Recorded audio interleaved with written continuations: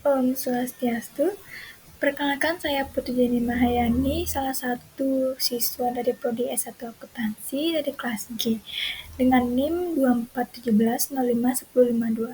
Di sini saya akan mempresentasikan materi mengenai Brahma Widya.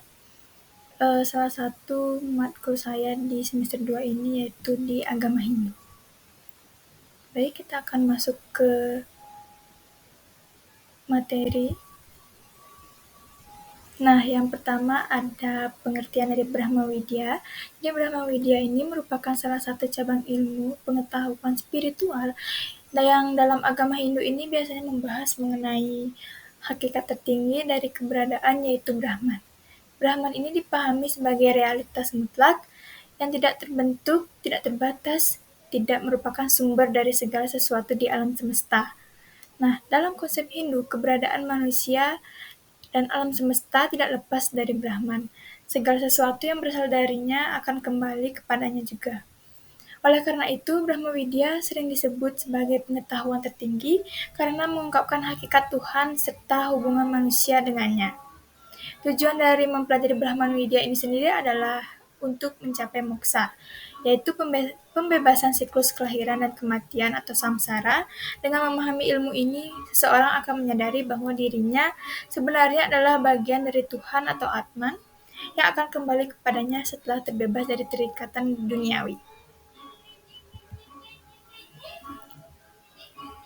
Selanjutnya ada sumber ajaran. Jadi di sini saya menemukan dua sumber ajaran dari Brahma Widya, yaitu dari Weda Sruti dan juga Weda Smrti.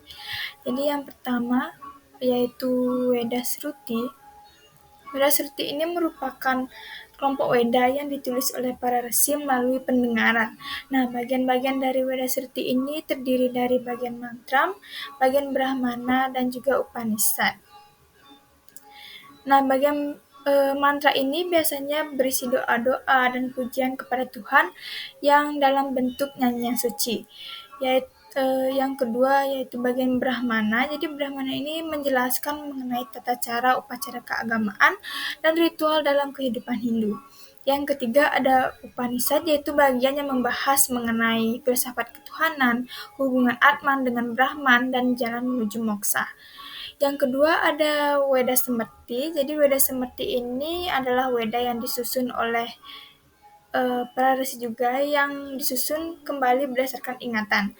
Nah, Weda Smrti ini dibagi menjadi dua, yaitu Wedanga dan juga Upaweda. Jadi Wedanga ini merupakan ilmu-ilmu pendukung untuk memahami Weda seperti tata cara bahasa Sanskerta, etika, dan juga astrologi. Untuk yang kedua yaitu Paweda merupakan ilmu tambahan yang berkaitan dengan bidang kehidupan seperti kedokteran, seni perang, dan juga musik.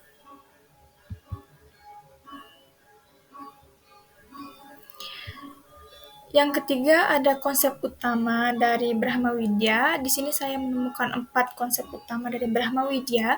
Yang pertama ada Brahmana. Jadi Brahman ini Tuhan Yang Maha Esa. Jadi realitas mutlak yang menjadi sumber dari segala yang ada. Brahman tidak terbentuk dan juga tidak terbatas, tapi bisa dimanifestasikan dalam berbagai bentuk agar lebih mudah dipahami oleh manusia. Yang kedua ada Atman. Jadi Atman ini jiwa individu yang sebenarnya merupakan bagian dari Brahman. Atman bersifat kekal dan tidak terpengaruh oleh dunia fisik. Tujuan utama kehidupan adalah menyadari bahwa Atman dan Brahman itu adalah satu. Yang ketiga ada Maya, yaitu ilusi dunia yang membuat manusia terikat pada hal-hal duniawi seperti harta, kekuasaan, dan kesenangan.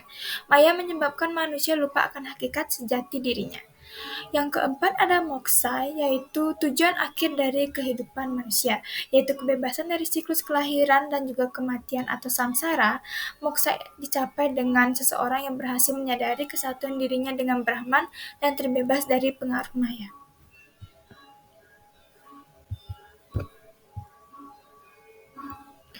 Di sini ada modal pemujaan. Yang pertama ada Nirguna Brahman. Jadi Nirguna Brahman ini atau impersonal God. Jadi konsep ini menggambarkan Tuhan sebagai sesuatu yang tidak memiliki bentuk dan berada di luar jangkauan pikiran manusia. Tuhan dalam konsep ini tidak bisa dijelaskan dengan kata-kata karena keberadaannya melampaui akal manusia. Yang kedua ada Saguna Brahman atau personal God, di mana Tuhan dipuja dengan bentuk yang dapat dibayangkan dan dijangkau oleh pikiran manusia.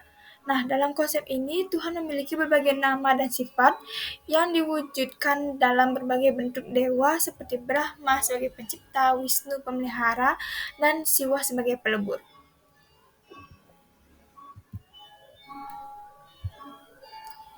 Di sini juga terdapat model penghayatan dari Brahma Widya.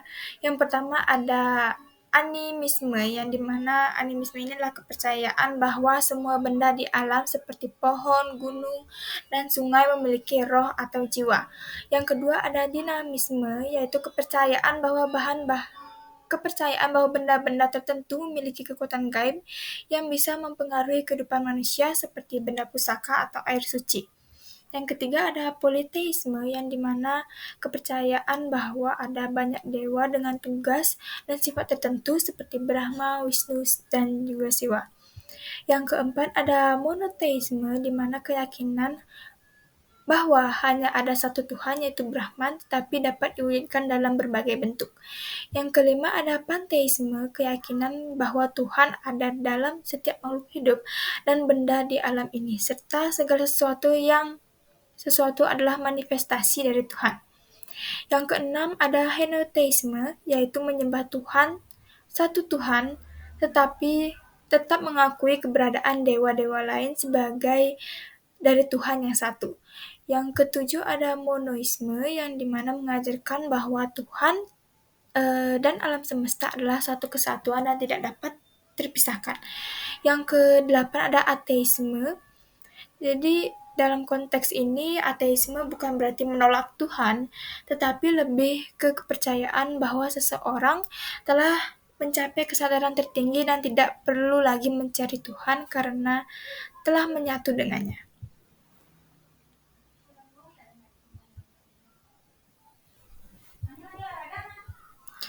Di sini juga ada beberapa jalan menuju Brahma Widya, yaitu ada 4. Yang pertama ada Jnana Yoga, yang berarti pengetahuan dan juga kebijaksanaan. Yang kedua ada Bhakti Yoga, yaitu pengabdian dan cinta kasih. Yang ketiga terdapat Karma Yoga, yang berarti tindakan tanpa pamrih. Dan yang keempat yaitu Raja Yoga, yang berarti meditasi dan pengendalian diri.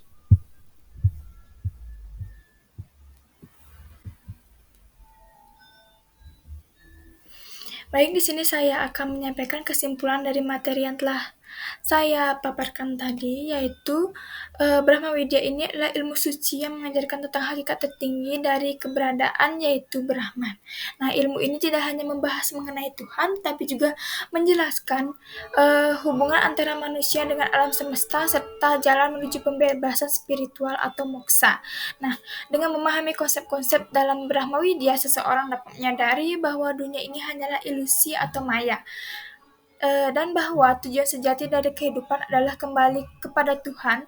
Brahma Widya menjadi kunci bagi mereka yang ingin meningkatkan kesadaran spiritual dan mencapai kebebasan sejati dari siklus kelahiran dan kematian.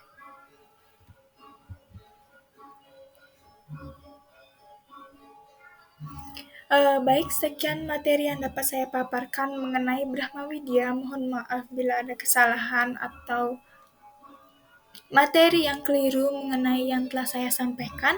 Saya ucapkan terima kasih dan juga mohon maaf. Untuk presentasi kali ini saya tutup dengan Param Santi. Om Santi Santi Santi Om.